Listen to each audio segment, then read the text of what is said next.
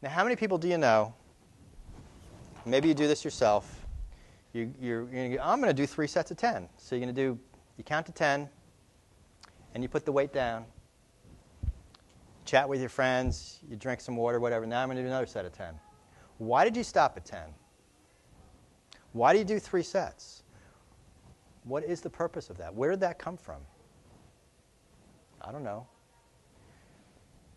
So how do you know when you're done with the weights? And I'm going to talk about that in a couple minutes. But single sets are actually as good as multiple sets. And here's a study showing single versus multiple sets in long-term recreational weightlifters. These are people that have been training for years. They're around in their 40s. They've been doing about 6 plus or minus 4 years of training. So anywhere between 2 to 10 years of training. And they actually showed that both groups, they had some doing multiple sets and some people doing just 1 set. Both groups showed significant improvement in muscle fitness. The results show that 1-set programs are still effective even after a year of training, and that increasing training volume over 13 weeks does not lead to significant greater improvements in fitness for adult recreational weightlifters. I used to spend hours a week in the gym and do the 3 sets of 10 and a lot of other stuff. I do 1 set now to failure. I've been doing this for about 2 years now, and I haven't lost a single bit. In fact, I'm stronger now.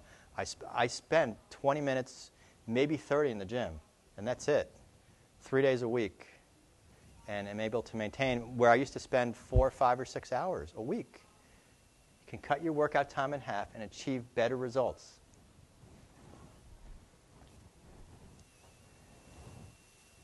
So here they're talking about the frequency and specificity on isometric lumbar extension strength. These data indicate that training frequency as low as once a week provides an effective training stimulus for the development of lumbar. They're just looking at a very specific muscle group, by the way. And there's a bunch of studies, one on quadriceps, one on lumbar, one on cervical. But this is what you see in the improvements in strength noted after isometric training suggests that isometric exercise provides an effective alternative for developing lumbar strength. So once a week here they're saying was good enough for a lot of things. Here they looked at lumbar extension. This is amazing. Look at this. So these people trained for a long time after initial training, blah, blah, blah, blah, blah. These findings indicate that isometric lumbar extension strength can be maintained for up to 12 weeks with a reduced frequency of training as low as once every 4 weeks. Yeah, once every 4 weeks. This is for your back. When the intensity and volume of the exercise are maintained. So they compared, once a week, twice a week, 3 times a week, then once every other week, once every 3 weeks, once every 4 weeks. They kept changing the number, and that was the lowest. That was the least frequency you could do, and maintain your strength for your back. 1 time every 4 weeks. Below that, you start to actually lose strength. Now that's again a very specific muscle that doesn't go for your biceps or something else, but this is for the lumbar. So you can see, wow, that's amazing. This having to do with the neck. They did find that when you got down to 2 times a week, these people started to lose some strength. And 1 time per week was not as good as 2 times, but still 2 times a week for neck was very good. Okay, so let me get to the punchline here. How do you monitor how much training you need? This is only possible if there's enough intensity to your workout. Okay? If you get on a treadmill and you're going to just run at a certain pace, I'm going to go at a 65% or 50%, I'm going to read a magazine, watch TV, well, I'm going to be done in 30 minutes, or 40 minutes, or 50 minutes, or 60 minutes. Well, is 60 minutes twice as good as 30 minutes? I hope you're thinking no at this point. So at what point do you get off the treadmill? Well, you don't know. There's no feedback. So we have these artificial endpoints telling us we're going to stop because we're bored, or we ran out of time, or because somebody told us. Let our bodies tell us when we're done. And if you don't have enough intensity, your body will not tell you. If you're lifting weights and doing multiple sets of very light weights, you're done because you did 3 sets of 10. How do you know when you've actually exercised your muscle enough or started to actually do too much? So you need to have enough intensity. Intensity is the key. And you need some sort of objective feedback. And your body's going to tell you when enough is enough. So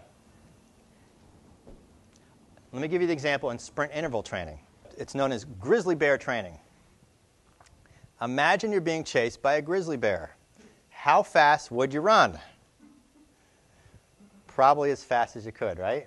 how far would you run? Probably as far as you could. It's not that, believe me, for me at least, it's not that fast and it's not that far. For the average person, it's probably going to be somewhere between 30 and 90 seconds, probably closer to 30.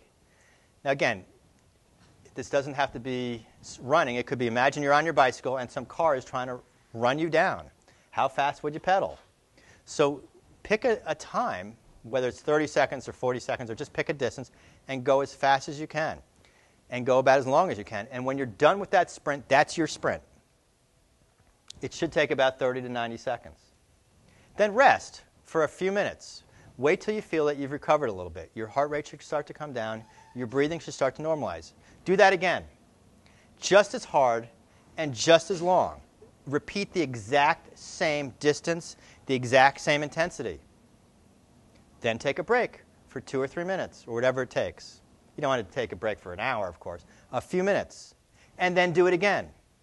And then take a break. There will be a point, and it won't take very long, maybe the second round or your third round or your fourth round, when all of a sudden you'll be in the middle of that thing, and you'll go, you know what, I can't do this anymore. What are you supposed to do at that point?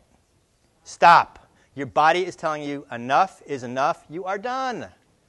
Don't do any more. Don't lift weights. Don't run. Don't jog. You're done. You may find at the end of one of your rounds that, you know what, my heart rate's just not coming down. I'm still breathing really fast. Maybe you feel a little nauseous. There may be some symptom that you're going to have. Just stop. You're done. Now, I was doing one of my grizzly bear trainings a few weeks ago, and I was almost done with my fourth round or whatever it was, and I felt, I can't do this. And I'm like, I knew I was done, but dumb old me wanted to finish it. It was only another, 20 yards. And in 5 yards later, my hamstring actually pulled. I was like, damn, I should have listened to my body. It really taught me a lesson. It's like, that's really amazing. Because if I had stopped as soon as I knew I should have stopped, I wouldn't have pulled my hamstring. We injure ourselves at points when we're overexhausted and we're overtraining. This happens all the time. It took me a couple weeks to recover from that. And thank God it wasn't really bad. But that really taught me a lesson. Wow, listen to your body. When you're done, you're done. So, just to go 30 to 90 seconds, rest for a few minutes, do the same volume and the same intensity each round, do 3 to 5 rounds, stop when your heart rate does not recover or you cannot maintain intensity. You'll know.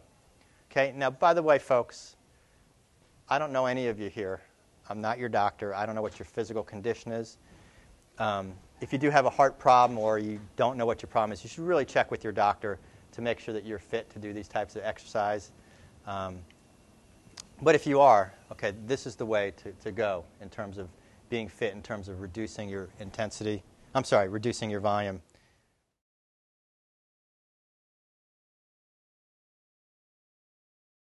Yes, you've gone to failure.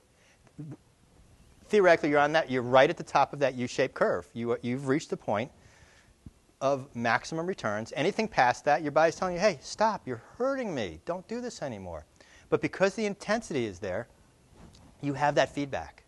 If you're just jogging along, those marathoners didn't have any feedback. I'm sure they didn't all of a sudden feel cruddy when all of a sudden they started making troponins and damaging their cardiac muscle. There's no feedback there.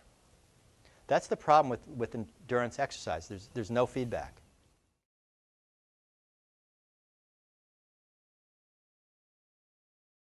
Well, let's assume the first round you did whatever it was you could do. Yeah. The second round, maybe you can only go 20 seconds, you stop right there. Maybe you need to work up to a second or third round or change the intensity. You want to be able to train at least 30 seconds. If you can't go 30 seconds, you're going too hard. A real good example of this, anybody use a heavy bag? Everybody ever train on a heavy bag? No? Really? Man, you have, huh? It's hard, isn't it? Yeah, you punch that heavy bag for 30 seconds, you're ready to, or a minute or whatever, you're ready to keel out.